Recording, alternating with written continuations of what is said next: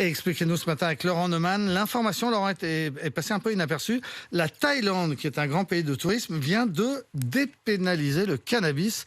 Et c'est très inattendu. Bah oui, parce que l'image libérale que nous, Français et Européens, avons de la Thaïlande est très éloignée de la réalité quotidienne du pays. Le royaume conservateur à majorité bouddhiste a d'ailleurs longtemps appliqué un régime très sévère en matière de vente et d'usage de drogue. Les prisons thaïlandaises sont d'ailleurs remplies de revendeurs et aussi de consommateurs interpellés sur la voie publique. Or, depuis le 9 juin, c'était il y a un peu plus d'un mois, plus rien n'empêche l'usage récréatif de la marijuana, qui a été retirée de la liste des substances classées comme stupéfiants. La Thaïlande est même la première nation asiatique à autoriser la culture à domicile de cannabis et de chanvre. Alors pourquoi ce revirement ? Alors d'abord, les aspirations du peuple thaïlandais à une véritable révolution sociétale. Après 5 ans de junte au pouvoir, 3 ans de régime autoritaire et de restrictions dues au Covid, une loi sur le mariage homosexuel a même été adoptée en première lecture en juin dernier. Et depuis 2019, le pouvoir a permis la culture de cannabis pour son usage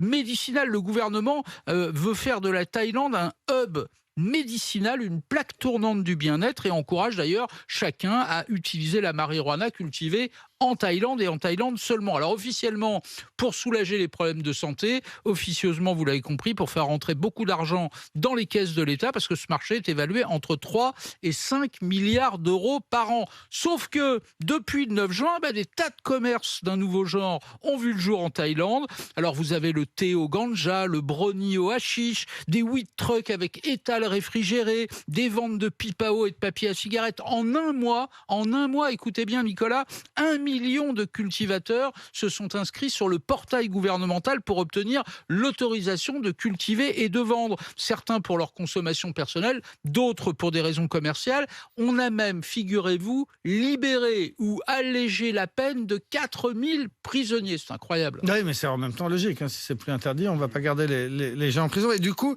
la liberté est totale, à la fois cultiver, de vendre, de fumer ? Alors cultiver, oui. Vendre et fumer, pas tout à fait. D'abord, il est interdit de fumer dans les lieux publics. La fumée de marijuana est considérée comme une gêne d'autrui et le contrevenant risque jusqu'à 678 € d'amende. Mais surtout, le taux de THC, vous savez, c'est la molécule active du cannabis, celle qui vous fait planer quand vous fumez, ne doit pas dépasser 0,2%, ce qui est en réalité très faible.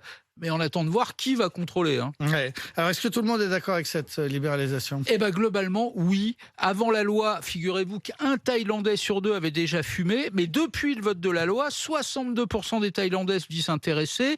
L'usage a beau n'être autorisé qu'à partir de l'âge de 20 ans, des associations commencent à s'inquiéter de voir des adolescents, voire des enfants, pourquoi pas s'adonner à ce type de loisirs. Et puis, il y a le parti des généraux qui craint pour l'image de la Thaïlande à l'étranger. Mais en attendant, les petits agriculteurs, eux, vous vous en doutez, se frottent les mains.